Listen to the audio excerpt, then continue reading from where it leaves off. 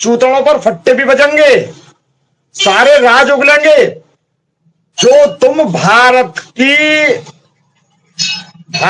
के खिलाफ जो गतिविधि रच रहे हो ना, उनको सब उगलोगे।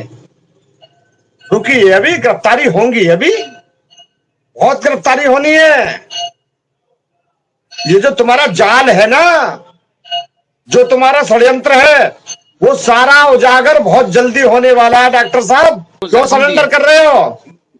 क्यों सरेंडर कर रहे हो अपने आप? गुलाम हैदर की गिरफ्तारी क्यों होगी? गुलाम हैदर ने कोई अपराध किया है? गुलाम हैदर की गिरफ्तारी क्यों होगी? गिरफ्तारी होगी अपराधियों की। वीडियो में एपी सिंह ने यह कहा है कि मेरी गिरफ्तारी कर लो, मेरी गिरफ्तारी कर लो। तो मैं एपी सिंह को सलाह देना चाहता हूं कि भाई अपने आप को सरेंडर कर दो, या तो किसी थाने में सरेंडर कर दो या कोर्ट के समक्ष सरेंडर कर दो। मैं बता रहा हूं कि एपी सिंह की जो कानून की किताब है वो अलग है। भारत का जो संविधान है, भारत का जो कानून है, उसके वो तो आज तक उन्होंने पढ़ाई नहीं है। जो उनके द्वारा लिखी हुई किताब है वो उन्हीं को पढ़ते हैं। तो उनकी किताब में हो सकता है कि एक वादी भी अभियुक्त हो सकता है, जो रिपोर्ट करता है, जो पीड़ित है, वो भी अभियुक्त हो सकता है उन्हीं की किताबों के अनुसार। भारत के कानून के अनुसार नहीं है वो अपराधी। ठेला चलाने वाला ठेला को छोड़कर भाग जाएगा, और जो उस ठेले पे बैठा हुआ है, मैं बता रहा हूं, वो नाली में पड़ा हुआ मिले। मैं भी इसी बात के बहुत ताज्जुब में हूं साहिब जी कि इस तरीके की छूट इसको कैसे मिल रही है, इसको किसका संरक्षण मिल रहा है, जो इस तरीके की बातें पाकिस्तान के प्रत्येक व्यक्ति के लिए कह रही हैं। अभी मैंने एक वीडियो देखी थी, शायद जी समय मिलता हूं तो मैं देखता हूं, वरना मैं इतना इंटरेस्टेड नहीं हूं मैं सर। उस वीडियो में जिस तरीके की बातें ये लोग दोनों मियां बीवी कर रहे थे, मियां बीवी तो मैं नहीं मानता, पर कथित मियां बीवी जो कर रहे थे, तो उस वीडियो को देख करके मुझको खुद शर्मिंदगी हो रही थी सर। पर लेकिन मैं अब उनको समझाना नहीं चाहता साहिब जी, क्योंकि उनके ऊपर किसी अन्य व्यक्ति का हाथ है। अन्य व्यक्ति आप समझ रहे होंगे किसका हाथ है, कौन इनको शिक्षा दे रहा है, कौन इनको पढ़ा रहा है, सब जानते हैं आप। बिल्कुल सर। तो उसी की सह पर जो इतना बोल रहे हैं और बातें कर रहे हैं, यानी कि कौवा यदि कोसता है तो उसके कोसने से भैंस मरेगी नहीं। तो ये हल्ला मचाते रहो, उससे कोई फायदा नहीं मिलने वाला है इनको। मैं भारत सरकार से भी अपील करना चाहता हूं कि गुलाम हैदर को उसके हक के लिए, उसको अपने बच्चों के लिए, बच्चों के अधिकार के लिए, अपने अधिकार के लिए उसको वीजा मिलना चाहिए। मैं मानता हूं सीमा आतंकवादी होगी या कोई जासूस होगी, मानता हूं। और एक बात और कह रहा हूं, मैं नहीं मानता कि हो सकता है कि सीमा जासूस हो या आतंकवादी।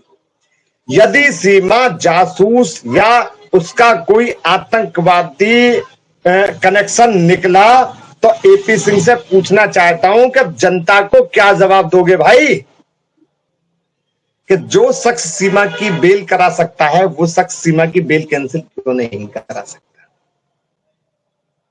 आपकी नजर बहुत तेज है। नाम तो मैंने पढ़ा नहीं बंधुवर का, पर लेकिन मैं उन बंधुवर को जवाब देना चाहता हूं कि बंधु, मैं एक पेशेवर एडवोकेट हूं।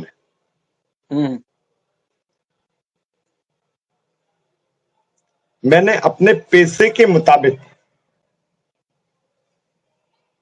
सीमा और उसके सहयोगी, मतलब सहयोगी कौन, सचिन और उसके नेत्रपाल,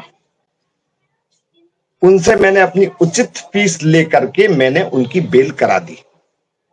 एक बात और मैं स्पष्ट किए देता हूं, मैं यदि इस मामले में सीमा का मुंह बोला भाई नहीं आता तो शाहिद भाई अब तक इस मुकदमे का निपटारा हो गया होता। तो सर इससे तो ये लगता है कि जैसे वो अपना असर सूख इस्तेमाल कर रहे हैं, अपने ताल्लुकात इस्तेमाल कर रहे हैं और मामले को डिले किया हुआ है। बिल्कुल नहीं, बिल्कुल नहीं।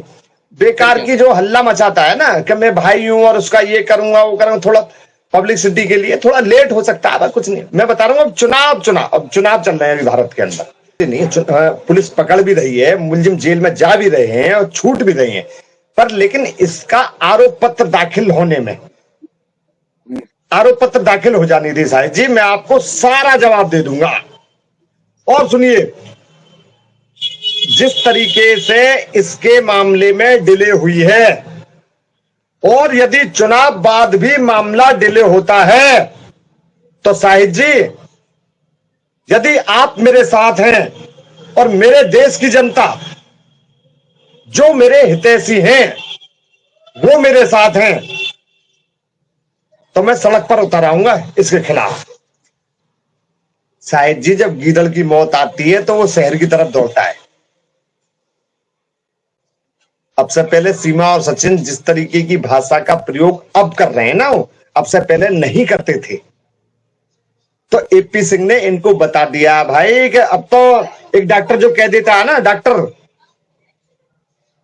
जो कोई व्यक्ति मरीज लाइलाज हो जाता है तो डॉक्टर उससे कह देता है, उसके परिजनों से कह देता है कि अब तो आप घर जाइए और इनकी सेवा कीजिए। लाइलाज मरीज हो गया बस। तो एपी सिंह ने इनसे कह दिया कि अब तो आप आराम से जो करना आप वो करिए, नतीजा तो आपको पता है। एपी सिंह को पता है, सीमा को पता है, सचिन को पता है, मुझे भी पता है, आपको भी पता है, पूरे पाकिस्तान को पता है, पूरे भारत की जनता को पता है इसका नतीजा क्या है इस मुकदमे का। डॉक्टर एपी सिंह ने इनको इन्हीं के भरोसे छोड़ दिया है, मैं मानता हूं। साहिब जी, गंदी नाली में गिरफ्तारी तो होगी, अभी चूतड़ों पर फट्टे भी बजेंगे, सारे राज उगलेंगे। जो तुम भारत के खिलाफ जो गतिविधि रच रहे हो ना, उनको सब उगलोगे। रुकिए, अभी गिरफ्तारी होंगी, अभी बहुत गिरफ्तारी होनी है। ये जो तुम्हारा जाल है ना, जो तुम्हारा षड्यंत्र है, वो सारा उजागर बहुत जल्दी होने वाला है। डॉक्टर साहब, क्यों सरेंडर कर रहे हो? क्यों सरेंडर कर रहे हो अपने आप? गुलाम हैदर की गिरफ्तारी क्यों होगी? गुलाम हैदर ने कोई अपराध किया है? गुलाम हैदर की गिरफ्तारी क्यों होगी? गिरफ्तारी होगी अपराधियों की। वीडियो में एपी सिंह ने ये कहा है कि मेरी गिरफ्तारी कर लो, मेरी गिरफ्तारी कर लो। तो मैं एपी सिंह को सलाह देना चाहता हूं कि भाई अपने आप को सरेंडर कर दो, या तो किसी थाने में सरेंडर कर दो या कोर्ट के समक्ष सरेंडर कर दो। मैं बता रहा हूं कि एपी सिंह की जो कानून की किताब है वो अलग है। भारत का जो संविधान है, भारत का जो कानून है, उसके वो तो आज तक उन्होंने पढ़ाई नहीं है।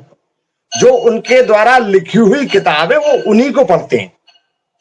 तो उनकी किताब में हो सकता है कि एक वादी भी अभियुक्त हो सकता है, जो रिपोर्ट करता है, जो पीड़ित है, वो भी अभियुक्त हो सकता है उन्हीं की किताबों के अनुसार। भारत के कानून के अनुसार नहीं है वो अपराधी।